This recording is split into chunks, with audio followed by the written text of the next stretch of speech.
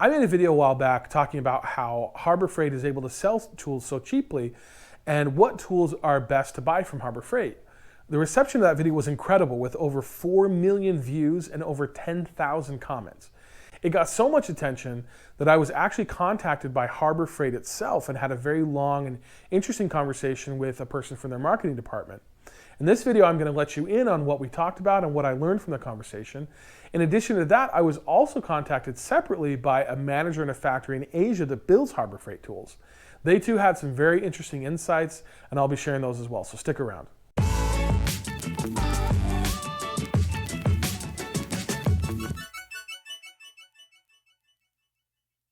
Now, when I was first contacted by Harbor Freight, I was a little bit surprised, to say the least. I don't think of myself as a super influential YouTuber and wondered why a multi-billion-dollar company would care about what I had to say. He's not that special. But I am glad that I talked to them because it gave me the opportunity to ask a lot of interesting questions about a private company for which there is very little information out there. I asked all sorts of questions about their business model, their manufacturing, their plans for expansion and profit margin. And while they weren't at liberty to directly answer all of my questions in the way that I wanted, their insights were really interesting. They also took issue with a few of the points that I made in my video, and I'll talk about what those were in just a moment. Before I get into all the details though, I suggest that you check out that previous video if you haven't already. Watching that video will give you some context as to what I said and what they took issue with. I'll post a link in the description below, and there should be a link popping up here somewhere. Okay, so in my video, I talked about how Harbor Freight was able to sell such inexpensive tools. I went over all of the reasons, including the fact that they buy directly from suppliers and are able to get wholesale or bulk discounts. The guy from Harbor Freight agreed with that point and also added that because Harbor Freight is a private company and doesn't have to deal with investors like public companies do, they're able to make more long-term investments. So if they find a good deal and need to buy a few years worth of a certain product or component and have it sit in a warehouse for a while, they can do that. It is much more difficult for public companies to do that sort of thing because investors are always expecting immediate growth and profit. I made a few other points around the raw materials that Harbor Freight used. Harbor Freight tools are generally built out of lower quality materials than name brand tools like Milwaukee or Makita. And I also talked about their quality control. The simple way to say it in Harbor Freight's case is that their standards are just lower. They allow for a larger percentage of defects than other companies would. Harbor Freight took issue with both of those points. Now, he said that they're focused on making the best tool for the cheapest price, and that quality is important because if a customer comes in and has a bad experience, meaning that the tool breaks the first time they use it or something like that, they're not going to come back and buy more, and that's really a recipe for a failing business. That's one of the reasons why they came out with their good, better, and best strategy about 6 years ago. They still want to provide very inexpensive tools for people who want or need them, but they've also started providing higher quality tools which do cost a bit more. For these tools, they compare them to name brand tools and work to ensure that they're just as durable, long-lived, and effective as those tools, but for a cheaper price. He made the point over and over that their quality has gone way up in recent years. Along those same lines, he also talked about certain categories where they have done a ton of work and they've been able to dial in their products very well. He specifically mentioned generators, floor jacks, and toolboxes as areas where they have really dialed in their quality, and they do make great products that are comparable to more expensive brands like Honda or Snap-on. As a marketing guy, he said that it's his job to convince people that you're not buying an inferior tool because you're buying something from Harbor Freight, but that Harbor Freight tools can be just as good as those other tools at a much better value. So this is where I need some help from you guys. Do you agree with that assessment? Do you think that the quality of Harbor Freight's products has gone up over the years? Leave me a comment and let me know what you think. Now, from my perspective, and as I said in the original video, I've had a few tools from Harbor Freight that are real workhorses, and I've been really impressed with how well they've worked, especially with how cheap they were to buy. Like this Harbor Freight belt and disc sander that I've used for a ton of projects. Or this Harbor Freight auger that I recently just purchased to dig some post holes. But I've also had some total duds, and so I challenged him on his premise that Harbor Freight tools are quality tools in every case. And I also saw that there were tons of comments in my videos from people who had similar disappointing experiences with some Harbor Freight tools. His response was interesting. He said that there is definitely an issue with people buying something under spec, as he said, and expecting more out of it.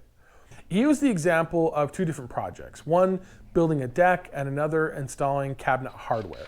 You need a drill for both of those jobs, but to install the cabinet hardware, you don't need the highest end drill. Almost any drill will do because it's not an intense job. But if you're building a deck, and with all the work that that entails, all the drilling that that takes, and you use that lowest end tool, he says you may be disappointed with that cheapest option. All you need is the right tool for any job. Here's the one I was looking for. Now, I understand and agree with his point, and it is important to have the right tool for the right job, but I also think that to a certain extent, you're blaming your customer for your poor quality. If I buy a lower end tool for a low end job and it gets the job done, I'm happy. But if the tool breaks the first time I use it for something that it should be able to handle, then that's on you, Harbor Freight. And that has happened to me before in some cases. In fact, I recently bought a tarp from Harbor Freight for about $5. And here's what some parts of the tarp looked like. This is brand new, some frayed edges, not everything is sewn in all the way. Now the tarp cost me $5. I needed it for a $5 job. And so honestly, it does what it needs to do. And I don't really care about the quality. But that's my point. I think you just have to be careful about what you buy and understand what it is you're getting for what you're paying. You get what you pay for. Another point he made was around quality control. He said that they do have a department that's focused on quality control, and they even have engineers that will take a look at defective tools that have been returned. If they see a particular part that keeps failing, they will make improvements and put out a better product. Again, I'll let you guys tell me if you think their quality's improved over the years, but I guess the problem that I have with that is you're still farming out most of your quality control to the end user. While he said that they do test their product for durability against their competitors, it seems to me like they don't do as much quality control on the front end as they could. At the end of the day though, quality control can be expensive. And if you want a cheaper tool, then that gamble of whether a particular tool is a winner or a loser may be the price you have to pay. The guy from Harbor Freight also brought up the product ratings on their website. He said that they pay an outside company to compile and maintain those ratings, and they don't manipulate them at all. Now that rings true to me because I've seen some pretty negative reviews out there. So again, as you are shopping for tools at Harbor Freight, look up the ratings and see how people like the tool and how well it held up. And if you have something that you loved or something that failed and you just hated it, help everyone else by writing a rating of your own. One of the many criticisms of Harbor Freight in the comments of my video was that they produce everything in China. And while it is true that a lot of the products that they sell are produced in China, they actually source from all over the world, including places like Taiwan, Vietnam, Mexico, Canada, and even the US.